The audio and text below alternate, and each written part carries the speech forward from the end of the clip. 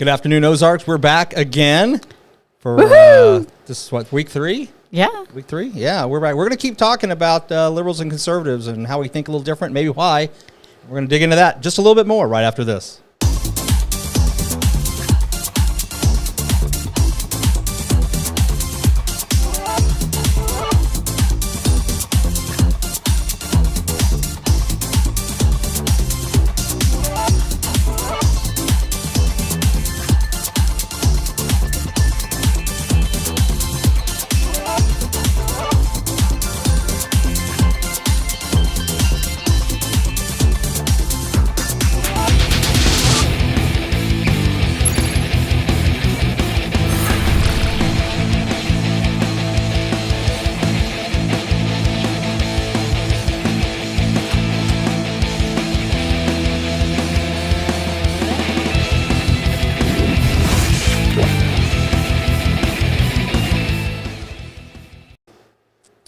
Well, good afternoon. I love that intro. It makes me laugh every single time.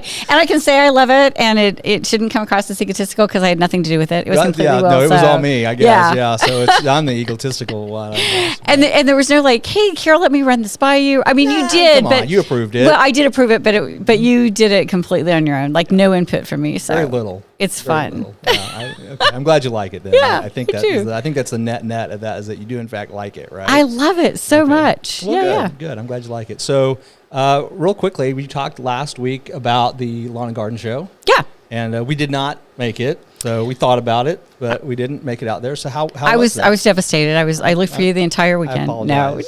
No, it's fine.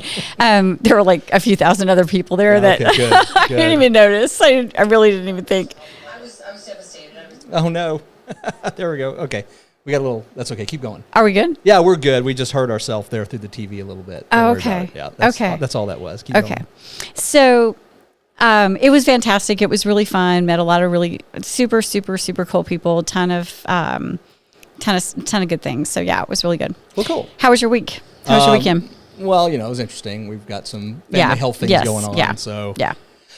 It is what it is, season of life and all that. Yeah. So it is. But we're soldiering through. So we'll get there. It'll all be good. It'll all work out. It always does. It is what it is. But, no, so we don't script shows. I don't like to script shows. Well, you like to have a topic. Like, what are we going to talk about? I'm like, I don't know. We'll just wing it. I get it. Yeah. This morning, so we're texting, and he's like, well, let's just wing it. And I was like, so yeah, I have a little anxiety about that. But it always turns out really well, and I love it every time. But I do have like a little bit of a talking, and I think it will segue nicely into your idea. Yeah. So I don't know about you and about, the vast number of members of our audience out there. Both of them. I don't know if the 5 of us, Maybe we'll see. I think a lot, and more and more and more as I get older, about my life and the way I'm living it right now. Am I living an authentic life? Mm-hmm. And I just want to grab like every single moment, and I've kind of always been that way, but now it's kind of 2.0, so I'm 61, and I mean, I'm it's like, how old are you? I'm at the age where people ask if I'm still working. Are you still lawyering? So I'm that age, which is kind of weird. So I thought about the last couple of weeks, and I'm like, man, I'm doing really well. So I'm on the environmental advisory board for the city of Springfield. And so we had a meeting, and we're working with the Lake Springfield project, and that's really exciting. So I say maybe you have different opinions about the proposal. So I don't know what's going on. We'll do a show about it. You have to tell me what's going on. We'll do a show about it. I just know that it stinks. The lake has a pungent aroma. It's unpleasant. There's tons of things like, so the proposal is to, it's Lake Springfield, and to build things around the lake, like the lake would kind of be the centerpiece. And so it's like, well, what's the water quality? Well, it's fine. Yeah. It's not what I heard. Well, it's fine. It's like, well, define fine. Or, well, I mean, we don't want you to like submerge yourself in it. See, that's not fine. That's what I'm saying. Like, it's fine. Just don't get in. Wait a minute. That's different, And don't eat too many of the fish or any of the fish it's like out of Springfield it. from The Simpsons. I know, exactly. That's exactly what it's like. And so we're like, so what are the plans to improve it? Well, it's fine right now. I'm like, so you're going to bring people to this lake, and the lake's going to be the attraction, the Lake Springfield plan, but you don't want people to get in the lake. So it just sounds crazy, but it was like an $800,000 grant. And it's an economic grant. Yeah. Okay. And so it's to bring people here. And so, and I'm not going to speak for the advisory board. I'm just going to speak for me. Sure. But I did go. I also went to the Audubon Society meeting, and there was a guy there that said he advocated getting rid of the dam. The dam is 70 years old. It's going to need some upkeep and things like that. There are federal dollars to help the cost of getting rid of the dam, and then it would go back to what it was, James River, and you could potentially float like a 55-mile. Wow. Yeah. So there wouldn't be a lake anymore. Correct. Yeah, the lake would be gone. Yeah. Yes, but it would be natural. It would be what was there before. The water quality would improve because it would be flowing. It wouldn't be stagnant, and so anyway, again, we'll talk about it later, but. Another exciting thing at the Audubon Society, I met a couple guys there, and super exciting news to me. And Will knows I get like crazy excited about stuff like this. We have one of the first campus chapters of the Audubon Society here in Springfield, and I believe it's at MSU. And the reason that's so exciting to someone like me is because I love when young people are involved. I mean, they're the future, and I'm so excited they're involved. And I think we're the first campus chapter in Missouri, and I applaud them. And I think they're magnificent, and they're enthusiastic, and it's just amazing. And so then I went to the Herb Society meeting on Tuesday, and they're a whole crazy group of people and really fun. And then I had the Lawn and Garden Show. So I'm like, man, and and I kind of lawyered, a little bit, like, yeah. I did a lot of lawyering too. And so, and I put her in my greenhouse and hang them off my dog. So I just wanted to throw out there, I think about that a lot. Not all of my weeks are so fantastically consistent with the way I want to live life, but man, this was a rocking week and a half. Now, Audubon Society, that's birds and stuff, right? Correct. Okay. So nature, bird watching, environment. Okay. Cool. Yeah, they would say things like, "What's your favorite bird?" And I was like, "Chicken." Please I'm don't. A big chicken fan. Fried chicken is fantastic. I'm like, please don't look at me because I'll be like robin, or I'll be like bluebird, blue jay. I don't know. So anyway, so tell me about you. What's going on? Oh, or I mean, well, what do you want to talk about? I haven't talked about this much, but if you really want to know what's going on. It's whatever you want to talk about, because I don't want to impede on. I don't mind. I mean, I think we're getting close enough, but I think my book's going to come out. I think it's about time. I think it's about the ebook version. I think is going to be out right after March 4th. So that's next week, I guess. Yeah, ish. A week from today. A week from today. Well, there you go. So I know the dates of almost every Tuesday for the next month or two, all the time, because Tuesday is my public defender docket. So I get like tons of notices of all these cases that I have on Tuesday. So I think that's going to come out. I had a little meeting with the publisher this morning. And, how'd it go? Great. They're like, it looks good. It's all ready to go. I've got to start recording the audiobook. So I'm gonna voice my own audiobook. Well, of course you are, because you have this great radio voice, and it's maybe I should imitate one of the like the NPR ladies, like they had on Saturday Night Live. You could, yeah. You could do that. I'll work on that. Not today. That sounds good. I'm going to have to practice. And then I have 2 apps that should be hitting the app stores here within the next 30 days too. Well, let's stay on the book. Let's not jump off that too quickly. Does it have a title? Yes, it's the Lawyer Without a Suit. There's a picture of the cover in the. Is there a subtitle? Lobby. Yeah. What is the subtitle? How to make more money, have more time, and never set foot in a courtroom again. Which is every lawyer's dream. I think it is. We go to law school, and it's like, what's the worst part of your job? Going to court is I just think the worst. When you're a young lawyer, when you're going to be a lawyer, you look forward to court. You want to go to court. You want to do court. You've done it for 20 years. You're like, I've been there, done that, and it's the same thing a lot of the times. It is the same thing. It's hurry up and wait, and it's Yeah. Now some of my. I've had a lot of fun in court. As you know, you can have a lot of fun in court. You can have a ton of fun. You can have a ton of fun. But most of the time, we can because we're making money. Yeah, it's true. Other people lawyers, sometimes. If you're a lawyer, let me put it that way. Actually, It's the judge that can have the best time. Oh, that is true. 'Cause Yeah. I can testify to that too. But yeah, if it's a judge, you can have a lot of fun too. Oh my gosh. But yeah. I just, as a lawyer, I don't want to do that anymore. I'm done. And, Yeah, but going to court. But do you still enjoy practicing and what you're doing? yeah, I like the idea that, there's, that I can help people. And I'll tell you this may sound kind of funny. We may not have a time to talk politics today. We're going to talk about us, which is fine. We can do what we want. It's our show.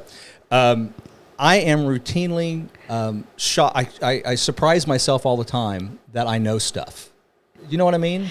And important stuff. Well, I don't think of myself as that much of an expert, really. Yes. And then I get to talking to people like, well, I kind of do know what I'm talking about. No one's more surprised than I am when I like shoot something off that like totally makes sense and is possibly right. I know. I'm like that sounded kind of good. Can we write that down? Yeah. Make note of that. But yeah, so I'm always surprised when I realize that I have something to offer. I guess that's something. Yeah, and it's so funny. It's one of my favorite things when, especially a judge, but other people too. But a judge says, "Well, I agree with Ms. Hutchison." I'm like, "Are we on the record?" Can we get that recorded? Like, can I have a DVD of this hearing here? Petition to have the cameras in the courtroom next time, so you have that. But I think that.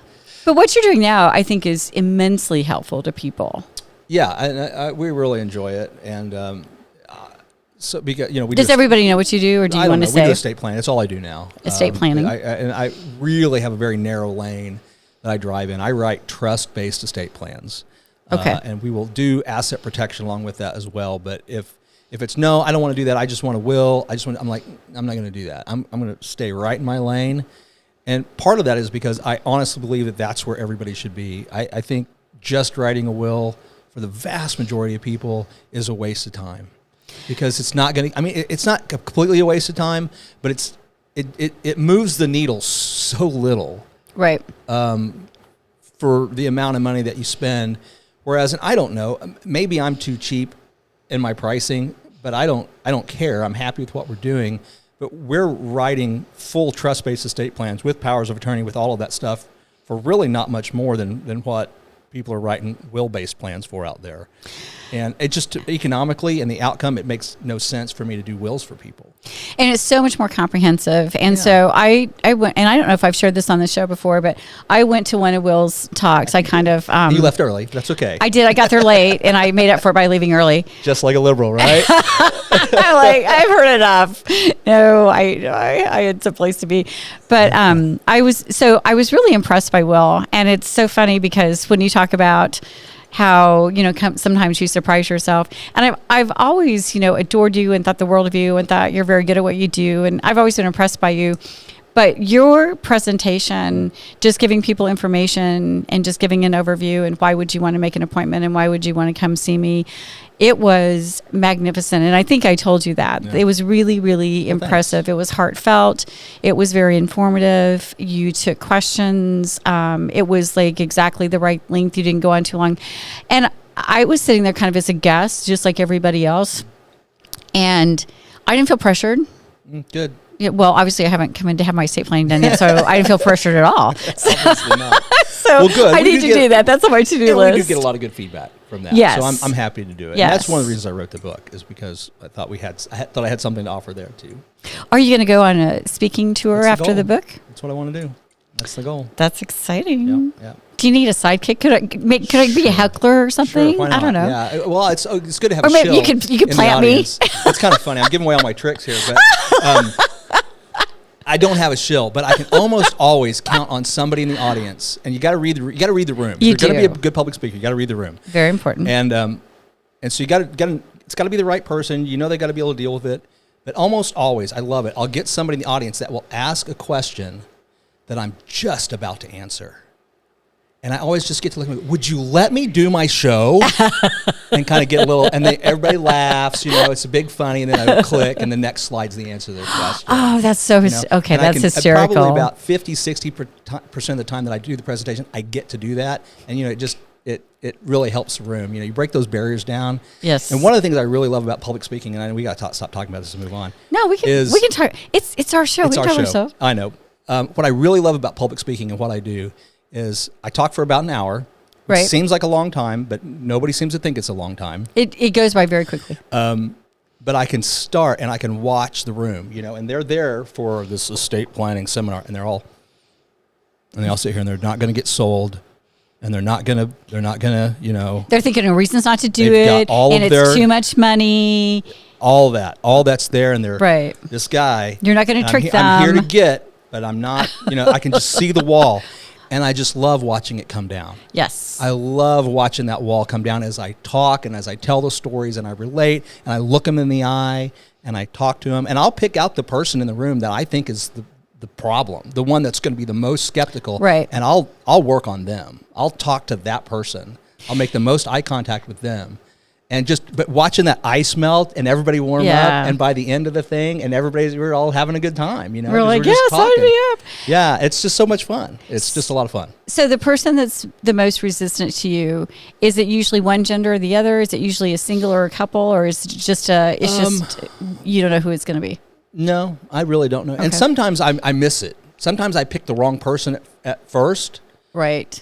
And as soon as I start working on them, they perk right up. And you're like, Yeah. oh, okay, it's not them. And I got to go Yeah. I got to find who it is. I'll find the person that I know I can joke with. Right. I'll find the person who I need to get warmed up. And I'll find those people and I'll work with them. But I really like that. I just really like doing that. That's so It's a lot of fun. But yeah, cool.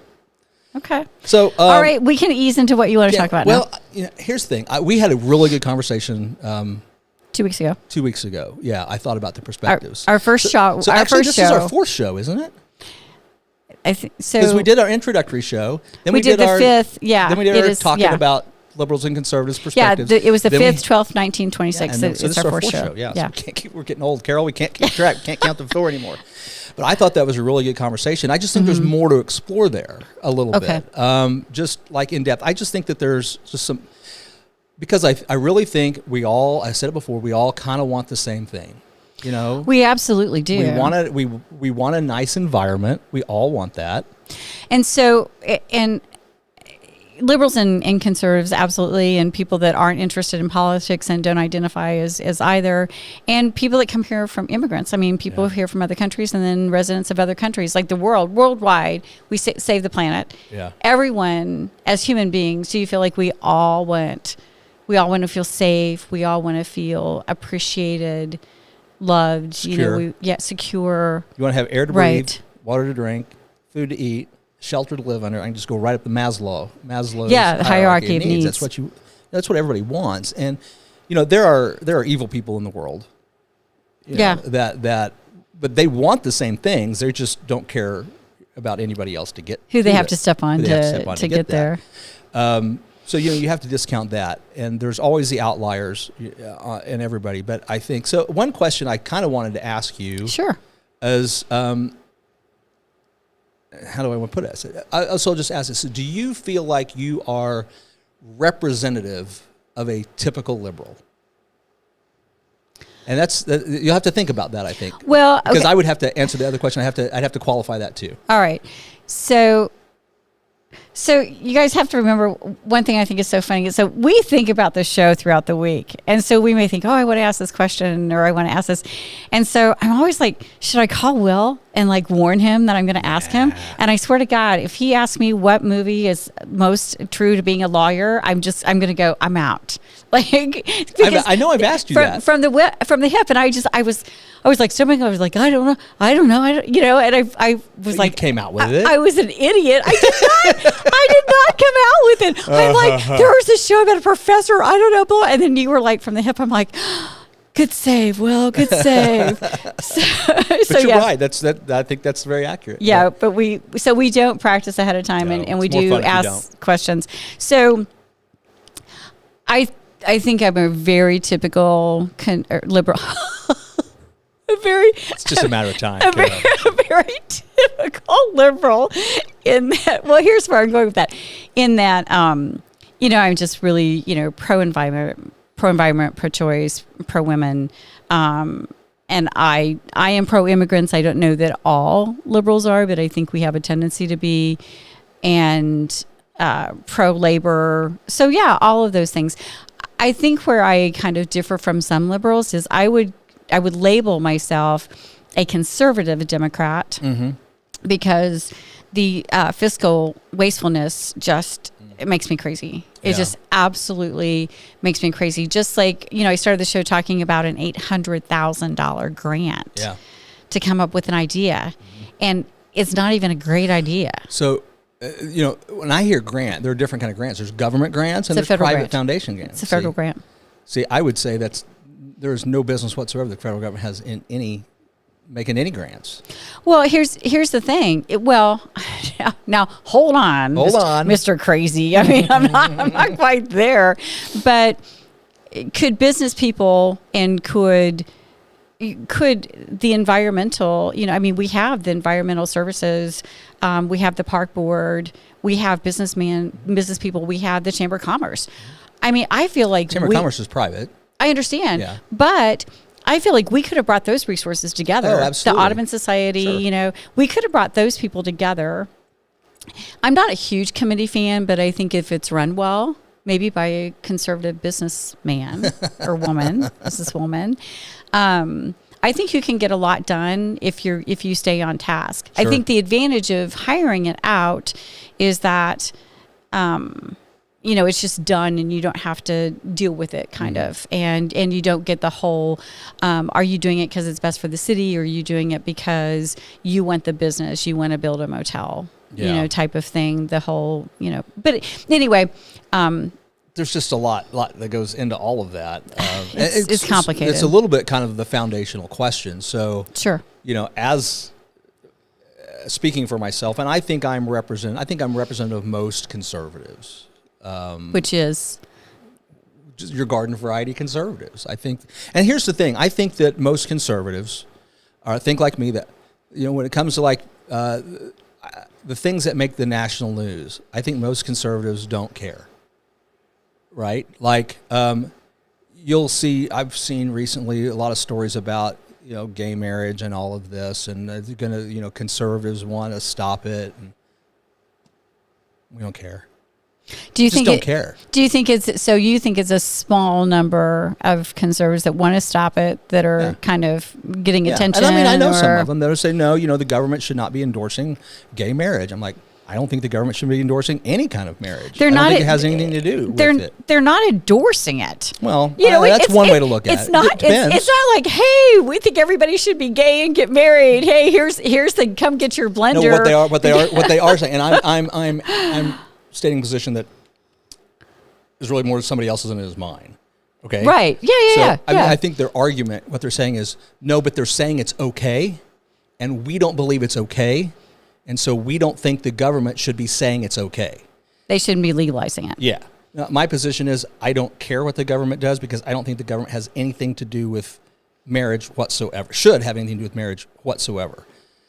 Because why should no? People got married long before governments existed. Sure. This is a situation where we had marriage, and the government came in and said, "We're going to take that. We're going to just make the decisions about that." That was I'm thinking about agreeing with Will Face. Maybe you don't see it often enough, and you're like, I'm confused. What was that, more Carol? Than I thought I would. More reasonable than you thought I might be. So.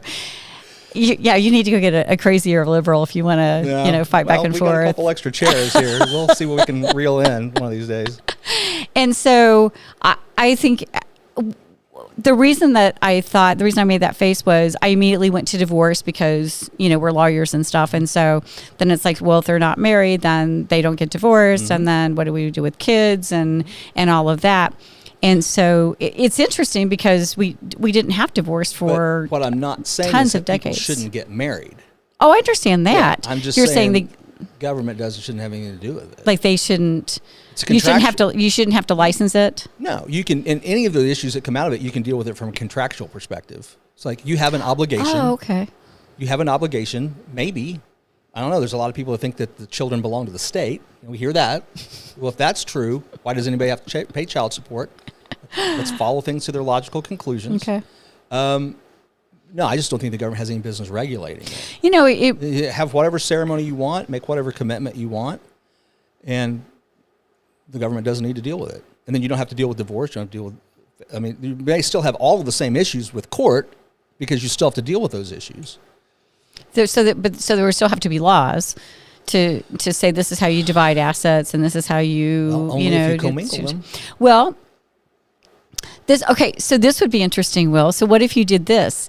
So, like your estate planning and everything, why don't, like, before you get married, you can draft a prenup. Sure. And your contract will be, this is what percentage of your income you pay child support or what you provide. This is how you potentially divide the property. So like you said, it's a contract. So then you just go for breach of contract or enforcement of the contract. Yeah. So from a civil, or don't go to court at all. Civic perspective, yeah, I think that's fine. Now, personally, I think you should go to church and get married.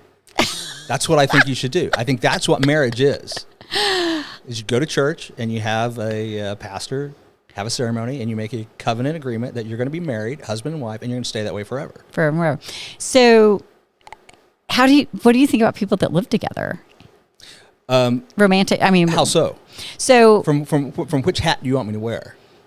From a conservative perspective, I don't care. From a Christian perspective, I don't think you should do that. So Christian perspective, Christian ethic, traditional Christian ethic says there is no moral sexual contact outside of a one man, one woman marriage. Marital covenant. That is it. Anything outside of that is a sin. Is that Old Testament? It's Old Testament. Okay. Yep. Okay. Yep. So you have to remember, if we're going to talk Bible, Jesus said, I'm not changing anything about the Old Testament. That's a quote. Almost. It's a real quote. But he said, I'm not changing anything about it. I didn't come here to change the law at all. The law still stands. I'm just showing you how if you transgress the law, you can be forgiven for that. So he didn't change what was right and wrong. Nothing about that changed. The laws didn't change. He just said, I'm here to offer salvation for those of you that can't keep the law, which, by the way, is all of us. Yeah. None of us can do that, which is why it's called the gospel. That's why it's called good news. Because forgiveness. we don't have to worry that we've transgressed God's law. We don't have to worry about that because Jesus came, he took care of that, and that's why it's good news. Well, there you go. There you go. So we got a long way into that. I know we did. That's okay, though. So are you the typical conservative? So you believe in gun rights in the Second Amendment. Yeah. I saw a really funny, I'm going to interrupt. I'm sorry. I'll interrupt you a lot. We'll interrupt each other. It's okay. I was watching a show called Somebody Feed Phil, which, by the way, is hilarious. It's a great show. It's on Netflix. If you like to watch food and you like travel, watch Somebody Feed Phil. That's my endorsement for the day. All right, sounds good. It's Phil Rosenthal. He was the producer of Everybody Loves Raymond, if you remember that show back then. Yes. So he's a neat guy. He's fun to watch, but Hollywood liberal. It's fine. It's funny. He's Jewish and he eats like everything. He's like, you can't eat that. You're Jewish, because he's eating the pork and all that stuff. Okay, right. But he was in San Francisco. They were doing that. So we're watching all this, and somebody's. My wife has to put up with me because somebody he was talking to said, we're here in San Francisco where we take the Constitution seriously. And I was just like, oh my gosh, except for the First, Second, Third, Fourth Amendments. Did you say the Constitution? You don't believe in those. I know when they say we take the Constitution seriously, and did you say of the United States? Which Constitution are you talking about? I'm sorry, I'm confused. That's a good point. But so anyway, I can't remember how I got derailed on that. Second Amendment, because I'm like, they don't believe in the Second Amendment. So we're on this side of the table, peace, Peace, So I think the Second Amendment is fascinating, particularly from a legal perspective, because the construction of the way it is written is so interesting when you delve into it, and when you look at the way it's written, you go, oh, now I understand, particularly when you put it in historical context.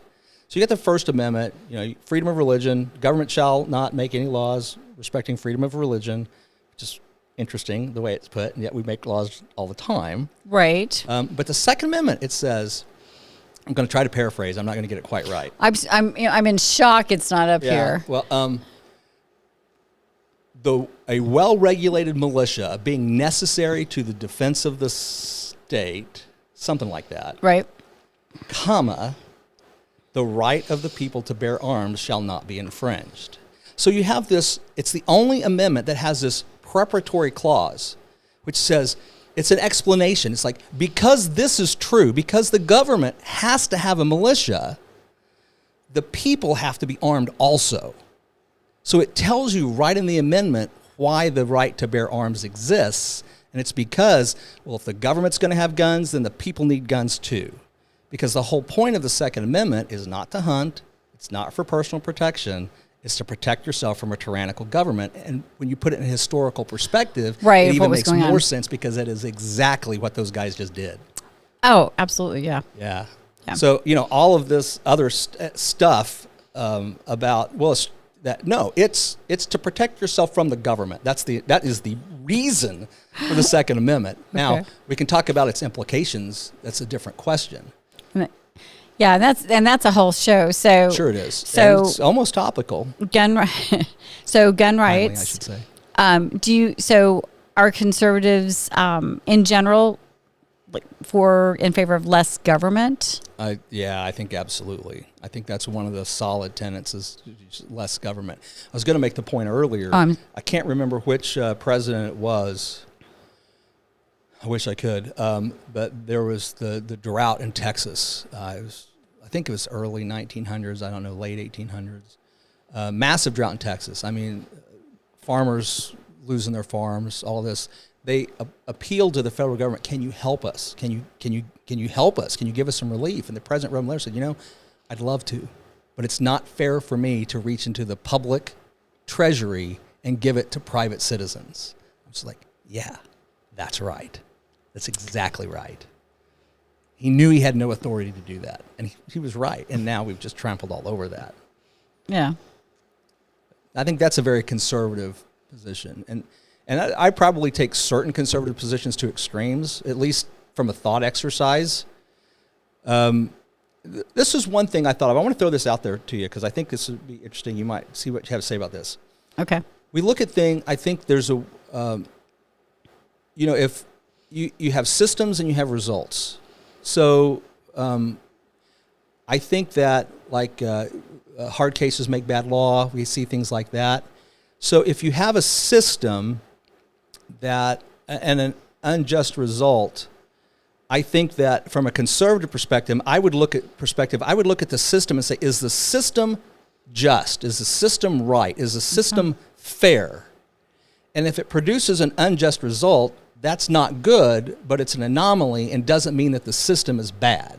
It means the result's bad. I think that's a conservative way of looking at things. Okay. I think a liberal way of looking at things is say, I'm going to look at the results, and if the results are bad, the system must be bad.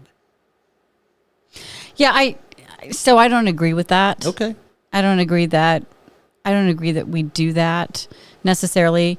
I don't do that, I guess I should say. And I guess that might be the lawyer in you too. I have disappointments or frustrations with conservatives and liberals. I have a lot of frustrations with liberals, and I have more frustrations with conservatives, but I have a few with liberals. But that's not one of my concerns. But can I ask you to go back to kind of what a concern? Sure. Okay. Yeah. So we talked. Less government. Could you give your top 5 of a typical conservative and kind of where you fit, and maybe in order of importance, what is the most important thing do you feel like to a conservative?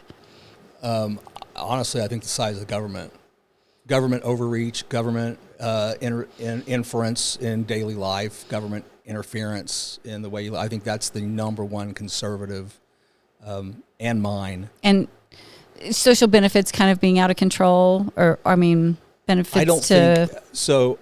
Or too much government overreaching? Is that what you mean? Government overreach, yeah. Government interference in your daily life. So, right, okay. Joe Biden saying we're going to phase out, you can't have a gas stove. Give me a freaking break. Why do you even care? I love my gas stove. I do too. I just got it. Anybody who's a real cook. You have to have a gas stove. Anybody who cooks on gas. Sorry, absolutely, yeah. You think you're a real cook and you don't cook on gas, but you're just wrong. You're just wrong. Will and I agree. You're just wrong. You got to cook with gas. So so now we've got electric vehicle mandate. That's what gets us. That's what really kind of sticks in my craw, so to speak. Is don't tell me what to do. Just don't do it. Don't tell me what to do. You have no business telling me what to do. The government is there. What we say? Okay, Life, liberty, and the pursuit of happiness. That's what the government's supposed to do. Protect your Okay. life, protect your liberty, and protect your ability to pursue happiness. And they're not doing really any of those But things. what if instead of having mandates, what if you give incentives to do the same thing? So it's like, hey, we're going to give you a rebate or something. I don't know what it would be, but if you have an electric car, Why don't you let market forces take care of it? If that's really better, market forces will solve the problem. because market forces don't solve problems and they create problems and they don't take care of them. The environment. Oh, I disagree. Oh my gosh. Oh man, you know Because what? We're gonna have to pick out a topic. So all you have to do, because if I get fired up, then I wouldn't be prepared. I'm like, if we're gonna talk about like the environment or that kind of stuff, see, I'm gonna have to do homework. I'll give you an example. Okay. I'll give you an example where I think it could work and where I think it would work Okay. everywhere. So All right. And I do want to talk about this, and I kind of want to save it for March because I want to do I think I mentioned this. I want to revisit. I want to look at COVID 4 years later. Yes. Yeah. I'm It's gonna be excited. a lot of fun. I'm But- very excited about that. But you know, the whole problem with COVID was everybody telling you what to do. When it started, Right. I had everybody I knew got a mask. We're going to wear a mask. They were making masks. Okay. We're going to wear the mask and all that. And everybody was pro-mask. As soon as you had people popping up and demanding and saying, you must wear a mask, that's when we all went, nah, screw you. I'm not going to. Just because you told me to. Why do you have to do that? Why can't you just educate people and say, listen, we think you should wear a mask. Here are all the benefits to wearing masks. Here's why you should. It would be a good idea if you did. And tell people. And then everybody goes, okay, maybe that makes sense. I might do that. But when you start, when your go-to, when your first thing that your answer is not, we're going to educate people. We're going to talk to people. We're going to encourage people. It's like, nope, we're going to mandate. See, that's bad government right there. Okay. Because one, it didn't work. It didn't work. Tons of people just said, screw you, we're not going to do it. Okay. It would have been much more effective if they just educate. I think it's the same thing with the environment. It's just a larger scale. When you start telling people what they have to do, you're going to meet resistance. When you start educating and encouraging people about the right thing to do, you're at least going to start to get some compliance, some social pressure. But you can't start with the mandates. That's a problem. Well, And if you want market forces to work in your favor, start a business. And do things the way you think they ought to be done. Show people how it ought to be done and be better at it. Show people your environmental impact and why it's better. And then you'll see what market forces can do. But we don't ever try it. We always go to the government first. Or liberals always go to the government first. Let's make a law. Well, the city applied for a grant, and I think it would have been interesting because they're not thinking about, how to utilize the lake, they're not thinking about how to make the lake healthier. Which is what they should be doing. They absolutely should be doing that. So you let a developer come in there and build a recreational facility, a little resort in there. You know what they're going to want to do? Clean up the lake. And they're going to want to do it because it's economically beneficial for them to do so, and you don't have to steal somebody else's tax dollars to make it happen who maybe doesn't care. Well, I mean, I don't know. There was a company that was in charge of drafting the plan, and they had a couple open sessions with citizens, and they did go to the people that live around the lake and some different things. So, it would be interesting. So maybe there'll be something else where developers kind of take it on and we can do a comparison. Yeah. Maybe there will be another big project. Of course, I think this is kind of different maybe because it's not just, hey, this is what we're going to do with the power plant. We're going to sell it. So you're going to sell it to someone and they're going to make apartments out of it or condos Which might be really cool. And it would be super cool. Yeah. Where do you live? Power plant. And they were talking, about a lot of different things with the power plant. And so I would be fine, with developers looking at that. But they had no respect for them. I mean, no respect. And some people won't. For the environment And you know at what all. you got to do? You got to out them. If they're bad business people, if they're doing bad things, if they're doing shady stuff, you got to out them. So that's why we have a TV station. We can out people however we want. We can say whatever we want on here. But I may get kicked off the environmental advisory board. How's that board meeting? Are they going to invite me? No, probably not. I'm going to be. It's great. I mean, I'm no longer a member, but it's a public meeting, so I go because I know where they have it. So I just show up, and And then you have to get in. You get into all that, and you talk about market forces and all these things, and you have to understand we got a tax problem. So there's so much that private enterprise can't do because we're giving away 50% or better of our GDP straight to the government. So I completely agree with you on that. I could not agree more. Like you're a bad liberal. I'm not. I'm a realistic liberal. Okay. Is that an oxymoron? No. I guess not. We'll have to. Military intelligence. Yeah. Okay. Yeah. Well, no, you agree. So no, you're a wonderful liberal, Carol. Okay, you're amazing. In fact, all liberals should be just like you, Carol. That's true. That's very true. They all should. But. So what are some other things? So the first, I think we just got to the first thing. The government overreach is the number one. And we're talking about typical conservatives. Yeah, and I mean, I think you can almost pull every other true conservative opinion right from that. Because what do we want? We want the government to not overreach and limit our free speech. We don't want the government to overreach and take our guns. We don't want the government to overreach and take our money and their taxes. So you look at the top issues for conservatives. All right. It's government. Stay out of our conversations, stay out of our homes, stay out of our lives, stay out of our checking account. And if you'll just stay over there, I think most conservatives will be fine. We just want to be, in 2024, we just want to be left alone. I mean, I understand in the 1990s we had moral majority, which had a whole different agenda. Right. That's not the conservative party of today. Right. Conservative party, that's a weird way to say it, but that's not the conservative, the modern conservative is not the moral majority. But what's interesting is all of the tactics and all of the rhetoric and all of the methods that the moral majority had in the 90s is exactly what we're seeing coming from the left today. We have our code of morality. We want to enforce it on you. We want you to say what we want to say. We want hate speech if you don't use the right pronouns. We want to be able to sue you. We want to be able to put you in jail if you don't use the right words around us. That's on steroids, the moral majority. So I think when we kind of go back to, like the EPA, for example, like why do we have so many laws and why do they exist and why did they come into fruition? So, like we said, when we're trying to dismantle the certificate of need, I called Mike Moon's office, by the way. Yeah, I called twice, and I've talked to 4 people that are going to contact their senators. I want to read the legislation first before I advocate for that. But that's the other thing I did. So yeah, good job. I was very excited about that. And so when we look at like that law, for example, sounded like a great idea, and maybe it was needed, and then over time it's like it's not working well, it doesn't do what we thought it would do, we don't need it anymore, let's repeal it. And I mean, I am all about repealing laws that are not effective anymore. I'm all about that. I think that's amazing. I think we should do it. Sunset provisions? It should be our sunset provisions in laws. This is the law for 5 years and then it's automatically repealed. I wouldn't say that. I wouldn't say that. Even if you were an advocate of that, the problem is they routinely say we're going to extend that.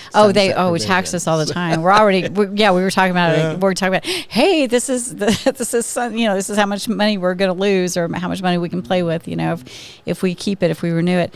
No, but I mean, so the EPA, its existence, the Environmental Protection Agency, came into being because there was concern about the environment and the way we were stressing, and overreaching on our resources. And, businesses were doing that, but they were doing it because, it was driven by consumers. It was driven by citizens. It was driven by us, liberals and, conservatives, that we wanted this or that. But I think that there are definitely times when I don't know that you can trust a business that is looking to survive, that is looking to employ people, that is looking to make money and, make their boards happy and make the people that are buying their bonds and everything happy and just surviving. I don't know that you can trust them to say we're going to put the environment above our bottom line. And sometimes there are times it's like, but the environment is more important than the bottom line. The environment is forever. The damage is a long time, for I a agree. short-term gain. I don't necessarily think that you can trust the business, but I don't think you have to, and I don't think it takes a government to regulate them. Oh, people are lazy. People are not. People are fireside moralists. They So sit. you don't trust people either. I don't.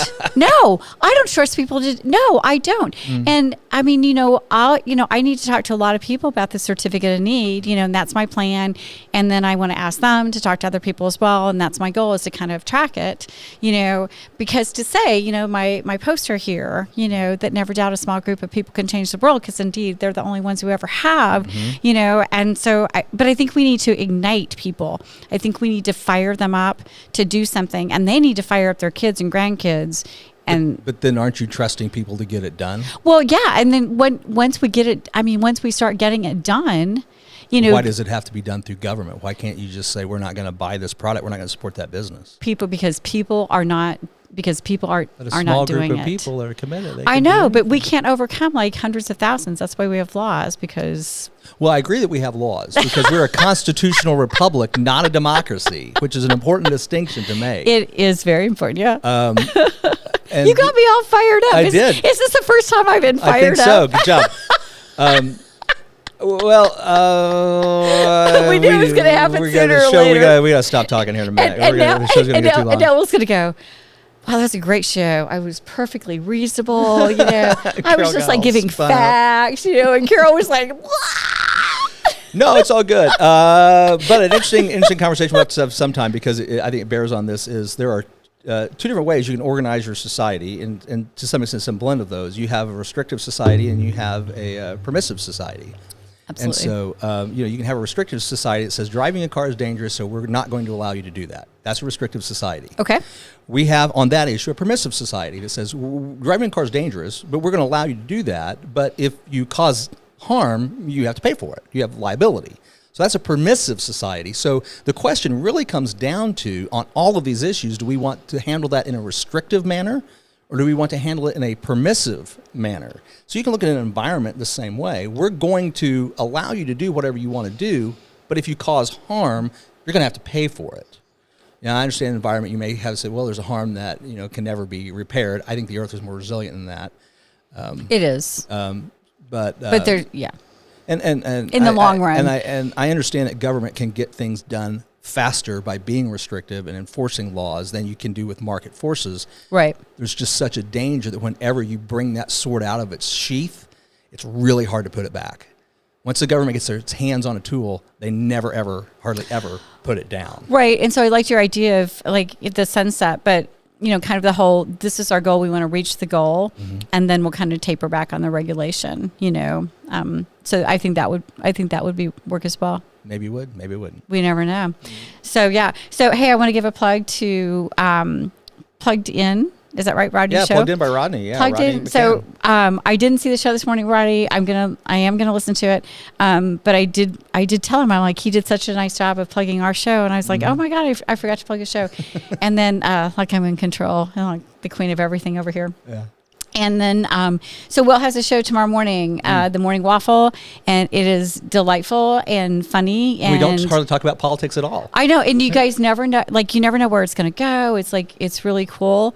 And oh, by the way, actually, tomorrow's show we have a guest. Yes, you do. Yeah. Andre from Yogasaki Food Truck is going to come, and he's going to tell us about the new sushi, hibachi, yakisoba noodles and all that right here in Rogersville. I love our little town. We're getting upscale. It is so cool. It is so cool. You know what I mean? I remember when, the big deal was Skinner's barbecue truck out there. And I mean, and it's a huge deal. I mean, I love Skinner's, but yeah, you're going to be the food mecca. Everybody's going to come here to eat. Well, the food, a destination city for food. Hey, that would be really cool. And you're only 20 minutes from Springfield, unless you get stuck behind traffic at 125. When that overpass is done at 125, we're going to be about 10 minutes from Springfield. It's very exciting. Yeah, I could, before the construction was going on, from East Kingsley over there at the Resource Center, I could get from there to this office in 12 minutes. Right. And not speed. Let's be clear. Yeah. It's not like that old commercial. You remember that commercial, the Pinnaker Chevrolet? You can get here in only 5 minutes at 360 miles an Yeah. hour. Yeah. Not advised. Well, I think it's been a fun show. Yeah, me too. It'll be good. And we'll be back next week. We don't know what we're going to talk about. Oh my gosh, I need a topic though. We'll see. We'll come up with something. Thanks for watching. We'll see you Have next a week. great week. Bye.